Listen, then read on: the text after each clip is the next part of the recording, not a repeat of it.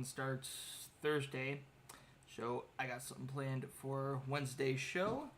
Who watched the North Carolina versus South Carolina game yesterday? Because South Carolina looked terrible yesterday. And that's not even the worst I'm going to talk about. South Carolina did not play very well. Just not very good football. What I really wanted to talk about with college was fuck, I just had it in my head and I just lost it. I had it. Fuck. Great, now I have to look it up. God damn it. I knew what I was going to talk about, and then I fucking lost it. Oh, it was Florida versus Utah. That's what it was. So, Florida versus Utah. I said that I wanted to see Florida pull an upset because it's fun, it's college football. Never know.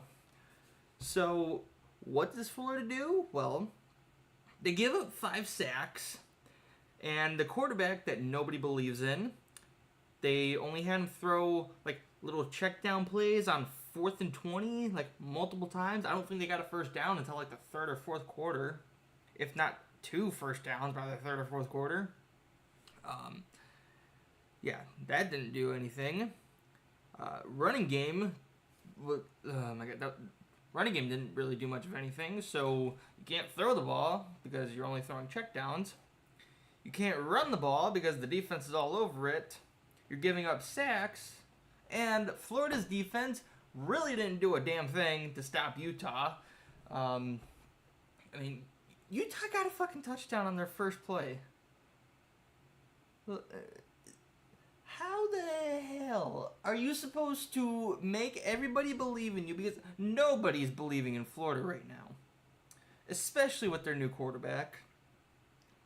But you gotta do something to make us believe in you. Utah did something to make us believe in their quarterback, and they were playing backups. So, yeah, if you're Florida, that was a horrible game. Do not let that define your season. I'm just going to say that now. Otherwise, it is going to be a long, long year for the Florida Gators. Yeah, that was one of the most depressing games I've watched since the turn of the decade. And that says a lot because I have to watch the Cleveland Browns every week. So, yeah, that was absolutely depressing. Let's see. Minnesota versus Nebraska. I said Minnesota should be able to win by at least a field goal. So, I got something right. West Virginia played Penn State for the first time in, over 20 years? Shit. Maybe 30. But they played each other for the first time since the 90s. And, it was a good game for Penn State. Was it an entertaining football game? No. But, Penn State just came out and won. Part of me wanted to see West Virginia win that game because, again, it's college football. Why not have some upsets in week 1? But, no, they really didn't play that well against Penn State, which I guess is to be expected. So Penn State coming out with a big victory there. I'm not even going to waste my breath on Ohio State. It's going to be a long year. I'm just going to say that now. It's going to be a long year for the Bucs. Anyways, let's get into the NFL because that's what we're here for. So we're going to start things off with the NFC South. Yeah, the NFC South and West were very quiet divisions in the offseason this year. But we are going to briefly talk about some things. So, Atlanta, they picked up Joshua Mills, however you say his name. So that should help with their offensive line. But it's really hard to judge Atlanta at the moment because part of me looks at them and thinks, are they building for a contender? Another part of me looks at them and thinks, are they getting prepared for a rebuild?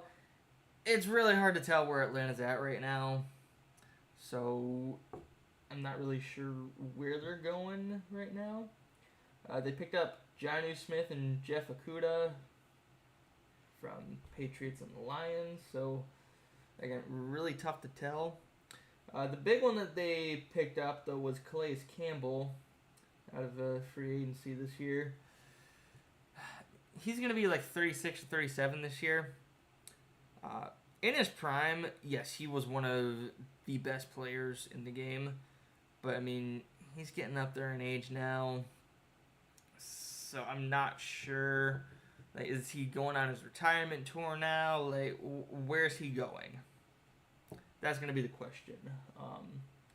I'm not expecting Atlanta to really be contenders this year, especially with their lack of offseason pickups, but we'll see. We'll see. You never really know at this point. In the draft, they picked up by John Robinson, I think that's how you pronounce his name, out of Texas, Matthew Bergeron out of Syracuse, and Zach Harrison out of Ohio State. Arizona is in a rebuild. They're going to be struggling, especially with Kyler Murray, whether he steps on the field or not. Kyler Murray struggled. I'm just going to say that now. To be a number 1 overall pick and pull 1 or 2 really good games out of your ass, that to me does not seem like a number 1 overall pick. But I don't know. They also... So this all started with the Josh Rosen saga. We'll start there. They drafted Josh Rosen in the first round, and he did not do well at all. I got in arguments with my buddies about Josh Rosen numerous times. And I was telling them, this Josh Rosen kid, he's going to be a bust. He's not playing well.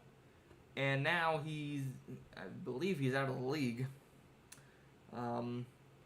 Yeah, he did not do well. The year after he was drafted, Arizona picked up Kyler Murray. Have they done much? No. He pulled 1 really good game out of his ass, but he also had DeAndre Hopkins on his team at that point.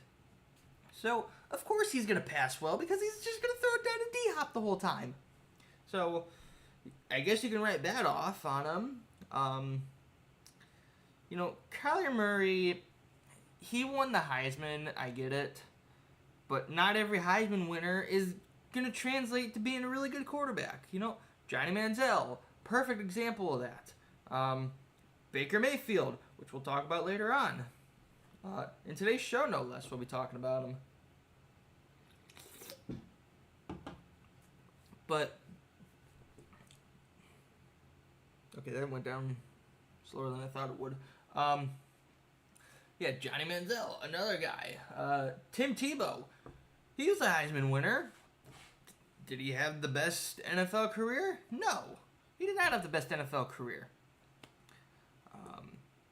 Sure didn't have a good baseball career, but anyways, yeah, I don't think Kyler Murray is going to be in Arizona much longer, and I'm going to be very surprised if another team picks him up expecting him to do well, because I don't know that he's developed very, very well. And when he first came in, they had Kyler Murray teaching the offense how to run their scheme. Well, if a rookie is teaching veterans how to play the game, that's a problem. And these are good veterans that we're talking about. So I saw a lot of red flags when they drafted Kyler Murray. Let's see. They also picked up DJ Clark and Miles Sanders out of free agency this year. But speaking of quarterbacks, they drafted Bryce Young out of Alabama. This is something that really catches my eye here. So if we take a look at Bryce Young from college real quick. We're not really going to focus on 2020 because, A, pandemic year, B, 9 games, okay, we'll get over that. 21 and 22 are what I really want to focus on. 4,872 yards.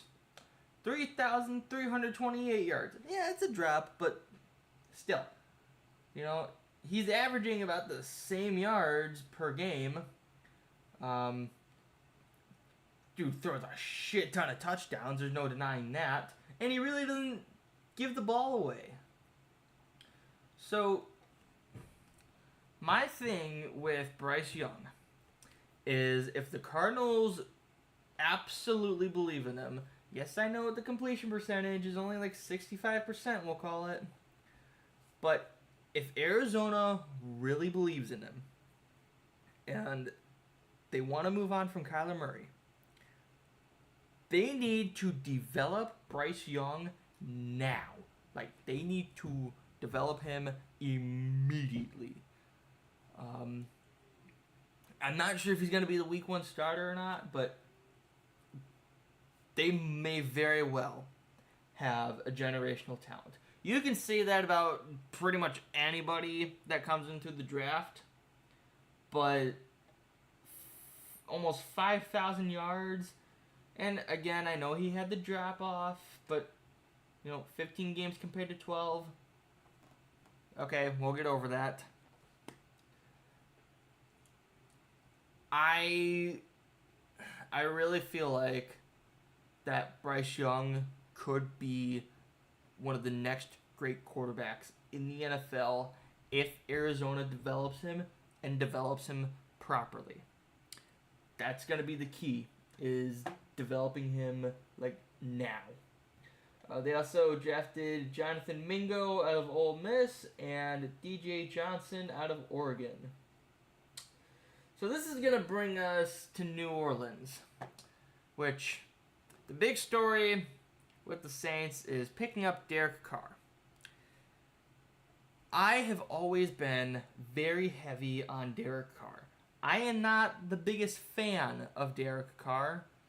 I think he gets a lot more credit than what he actually deserves. So when you take a look at him, we're going to focus on 2015 through 2021. I know he puts up a lot of numbers here, but when you watch the games and actually see him play, he does not do very well. He does not look flashy by any stretch of the imagination. He really hasn't done much of anything to help the Raiders through the playoffs. And really, I think they stuck with him for too long. I think this 4-12 season is probably, even this 7-9 season, I think they should have moved on from him. I don't even think he should have been extended past his rookie year. Derek Carr is a perfect example of how stats can lie. Much like Ben Roethlisberger. And I'm not talking prime Roethlisberger. I'm talking like 32, 35-year-old plus Ben Roethlisberger. He put up a lot of numbers, but he really didn't do much of anything. Ask any Steeler fan, they'll tell you. Trust me, I know a lot of Steelers fans, and they've all said the same thing. Roethlisberger is one of the greatest quarterbacks to play, but the last 7 or 8 years of his career, they wanted him gone. Every Steelers fan I've ever talked to has said that. But yeah, Derek Carr, I don't think he's going to do much for the Saints. And really, I don't think the Saints have the proper team around him to be able to really do much of anything. So they will probably push for that division, but I'm not expecting them to be like serious contenders by any means. I don't see that happening. That's New Orleans. Tampa Bay. So, excuse me, before I get to Tampa Bay, I forgot to mention what New Orleans drafted. Brian Brees out of Clemson, Isaiah Foskey out of Notre Dame, and Keandre Miller out of TCU. I believe that's how it's pronounced. Whatever. Now we're going to move on to Tampa Bay. They picked up Shaq Mason they lost Shaq Mason, I should say, via trade with the Texans. But they also signed Baker Mayfield. Now, when we look at Baker Mayfield, the narrative is pulls a game out of his ass, sucks, pulls a game out of his ass, sucks. He's not a good quarterback. Baker Mayfield is one of the better quarterbacks that the Browns have had since returning in '99. He was the best quarterback since Brian Hoyer came in. I don't think there's any debate there, so you have almost 10 years of that. But 2018, the rookie year, didn't start. Okay, we can get over that. 2019 was the Freddie Kitchens year. That team was fucking doomed to fail. 2020, 11-5, playing in 16 games. He started putting up numbers. And yes, I know he had a lot of numbers anyways. Rookie of the year, whatever. I hate this site. Yeah, Rookie of the Year, whatever. 2020, I've specifically picked out because Baker Mayfield is the first Browns quarterback since they came into the league as an expansion team to win a playoff game for Cleveland. He started developing when Stefanski came back in. 2021, that was the year that he had injured the right shoulder. And obviously, there was a lot of injuries plaguing the team there. The whole Odell Beckham saga was going on around this time. But honestly, he still played pretty good for having an injured shoulder. You know, most other quarterbacks would have just had the surgery and be out for the year. Mayfield played. I don't think he did that bad of a job watching him play. But 2022, I think this is where the Browns fucked up. Because this was the year that they traded for Watson when he was suspended for half of the season. And I think the biggest problem with Mayfield is he kept on having different coaching personnel changes. Carolina obviously was a shitty team. They were starting their rebuild, so he was doomed to fail there. The Rams fell off big time because of all their injuries, so he was doomed to fail there at the final half of the season. But now, Baker's in Tampa, and he's on another team with another coaching staff. So, the problem with Mayfield is that he does not have a consistent coaching staff, which means he's never going to be able to develop as a quarterback, and he's going to get mislabeled as a bust. Okay? The Cleveland Browns organization completely fucked up their development. Baker Mayfield was a good quarterback. I will wear his jersey with pride, knowing that it was not Baker's fault and that the Browns fucked up. If Baker is ever going to have success in the NFL, he needs to have consistent, stable coaching. Because that's what's killed him. Minus that injury year in 2021, that is what has killed him, is having a new coaching staff and a new offense every year, basically starting from scratch. Every year for him has basically been a rookie year, coming onto a new squad, and having to do everything from scratch. So, I'm sorry, but Baker Mayfield is a good quarterback. I will stand by that till the day I die.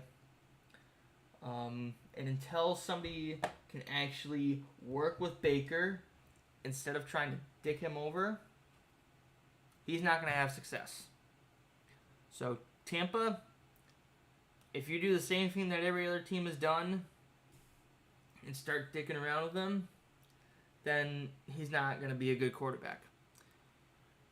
Tampa as a team, again, they might push for the NFC South division, but they're not a Super Bowl team yet. We'll see. We'll see what happens there. In the draft, they picked up Kalijah Kancey out of Pittsburgh. Cody Mach, I think it's how it's pronounced, out of North Dakota State. And Yaya Diaby out of Louisville. Which brings us to the NFC West.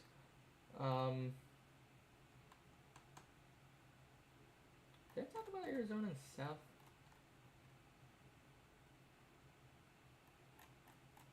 No, that was Atlanta. Okay.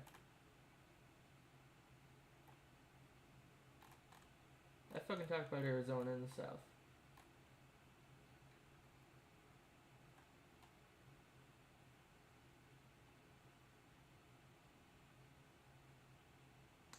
Well, this has been a great show so far. So everything I said about Kyler Murray, just put that on Arizona when I talk about them. Anyways, yeah, this is where I plan on taking a break anyways, so we're going to go do that, and we will see you guys in a little bit.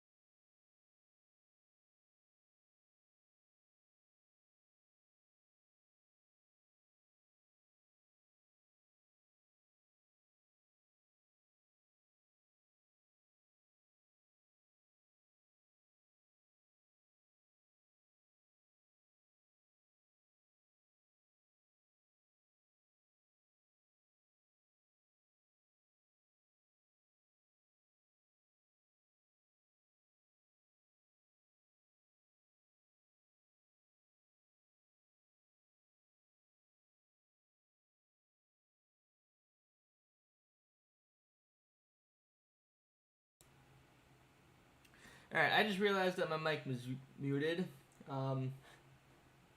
So, real quick, yeah, Arizona, rebuilding, 4 games, they'll probably win.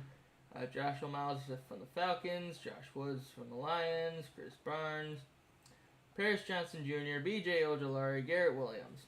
Done. Arizona, rebuilding, not much to talk about. Kyler Murray, he sucks. Los Angeles Rams, we're going to talk about Jalen Ramsey again. I know we talked about them moments ago. We talked about the Dolphins weeks ago, but I want to briefly go over that again. So, what are the Dolphins really getting with Jalen Ramsey? Well, I've highlighted that here.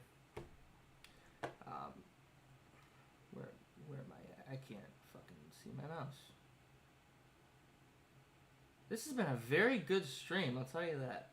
So yeah, Jalen Ramsey, what are they getting? So they're getting really good pass defender. They're getting a guy that can make a lot of tackles, which as a cornerback is good, but if he's going to be playing defensive back, I want to see that number go down, and I want to see more passes defended.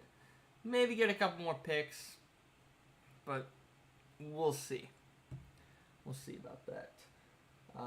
They also picked up, let's see, so the Rams gained Elijah Moore. No, they didn't. What the hell? Yeah, I apologize for the stream today, guys. This stream is not, I'm having all sorts of technical problems here. So we're going to skip down to the draft. They picked up Stetson Bennett out of Georgia. And I get it. He won back-to-back national championships. But problem is, he's an older player at this point already. And to be a rookie and be, what is he, like Lamar Jackson's age? Are we seeing another Brandon Weeden here? I really don't know what to think with Stetson Bennett.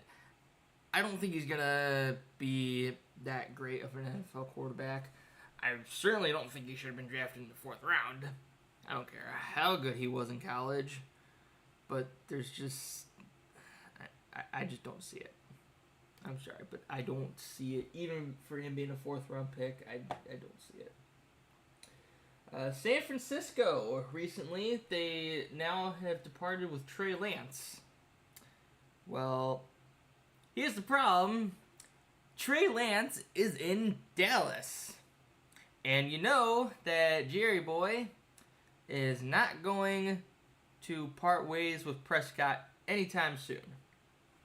So, until Prescott gets injured in week 3 again, Trey Lance is just not really going to do much of anything in Dallas. I'm sorry. They're going to go 8-8. They'll make the playoffs, maybe make the championship. They're not winning a Super Bowl. I don't see it. Yeah. Either way, San Francisco's going to lose that trade because they drafted him thinking low risk, high reward. Well, excuse me. Well, they chose Brock Purdy over a guy they drafted and have not developed. So, I'll let you guys think about that one there. Really didn't do much of anything else in the offseason, which is going to lead us down to Seattle. Again, well, Seattle's not really rebuilding. Seattle's just kind of there right now. They're not necessarily rebuilding, but I also don't think they're ready to compete for the Super Bowl. Geno Smith, I'm sorry, I don't see Geno Smith being the guy that's going to lead them anywhere. The big moves that they made, though, really came in the draft. Devin Witherspoon out of Illinois, Derek Hall out of Auburn, and Zach Charbonnet out of UCLA. But the one that I want to talk about, Jackson Smith however you pronounce his name, Jackson Smith out of Ohio State. Now, I am an Ohio State fan, but I don't think Jackson Smith is going to be any good in the NFL. And here's why. So, that's Baker Mayfield. So, looking at Jackson Smith, as a wide receiver, yes, he picked up 1,000 yards in 2021. But when you look at 2022, a guy who only played in 3 games is somehow a first-round pick? How the hell is that possible? Unless he can step into Seattle and be some sort of god all of a sudden, I really don't understand how the hell he was drafted in the first round. And I watched him every week at Ohio State when he was on the field, because 2022. Yeah, I don't understand how Jackson Smith was drafted in the first round. You know, I'm sorry, Buckeyes fans. I'm with you, but he's gonna be a bust. That's the only way I can put it. You know, I really don't know what else to say about him. It's embarrassing as a Buckeyes fan to see this, but at the same time, I don't think he did all that great at Ohio State to begin with. So yeah, that's our stream for this week. I know it was a very short stream, but I mean the NFC South and West, just not much going on there. Anyways, Wednesday we're gonna be on at 12 o'clock. We're gonna finally predict the NFL season. We've been working towards that for the past month and a half, give or take, but we're going to be finally predicting the season. So, yeah, I'm looking forward to this. This should definitely be a fun one. Who's going to win, LSU versus Florida State tonight? It's going to go either way, but part of me wants to see Florida State win this. I think that'd be fun if Florida State wins it. Even if LSU wins it, it's gonna be a good game regardless. So if you can watch it, definitely tune into that. Because with the Spectrum thing going on with Disney, a lot of people aren't gonna be able to watch it. So yeah. Anyways, that's all I got for you guys today. I'll see you guys on Wednesday when we finally predict the NFL season. And